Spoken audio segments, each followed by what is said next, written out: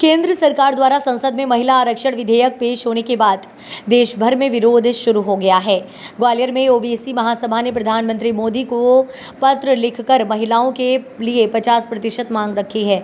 OBC महासभा के राष्ट्रीय core committee के सदस्य धर्मेंद्र कुशवाहा ने सरकार ओबीसी समाज के साथ भेदभाव करने का आरोप लगाया है। वहीं ओबीसी महासभा के विश्वजीत रातोनिया ने देश में 50% महिलाओं की आबादी होने के बाद भी महिलाओं के 33% आरक्षण को नाकाफी बताया है।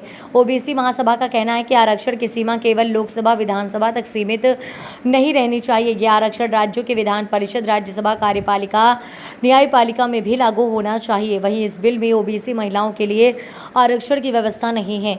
इस देश की आधी आबादी के साथ छल के तौर पर देखा जा रहा है। वहीं सरकार का ये कहना है कि आरक्षण परिसीमन के बाद लागू होगा तो परिसीमन जनगणना के बाद ही होता है। इसके चलते इसका मतलब आरक्षण आने वाली 10 सालों में लागू नहीं हो पाए। 2021 की जनगणना अब तक नहीं हो पाई, अगली जनगणना 2031 में होनी है। इसका तात्पर्य है कि ये आरक्षण 2035 के बाद लागू हो पाएगा।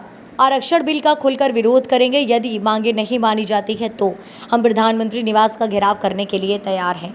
देखिए, संसद में महिला आरक्षण बिल को पेश किया गया और इसमें पिछड़े वर्ग की महिलाओं को उसमें वंचित किया गया।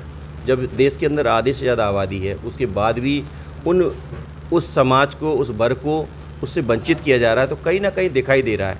जब इस देश के अंदर पहले भी 2010 में भी इस एक्ट में मनमोहन सरकार में आया और उसमें भी शरद यादव जी ने भी संसद के खुले सत्र में बोला था कि जिस प्रकार से आप पहले भी जब भी पिछड़े वर्ग की बात आती पहले भी बोले थे, शरद यादव जी ने बोला जिस प्रकार से आप कलावती को रिजर्वेशन देना चाहते हैं उसी प्रकार से कंडावती को भी देना आवश्यक है, क्योंकि ये समाज के, इस देश के मूल लोग हैं।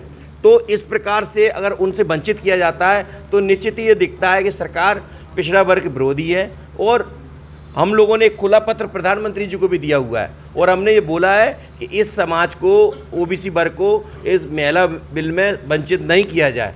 और यदि हमारी बात को नहीं माना जाता तो 5 राज्यों में विधानसभा का चुनाव है और लोकसभा का 24 में होने वाला है। तो पूर्ण रूप से ओबीसी वर्ग के लोग पूर्ण रूप से ऐसे जो बिल के पूर्ण रूप से विरोध करेगा और उसका खामियाजा चुनाव में दिखाई देगा इनको।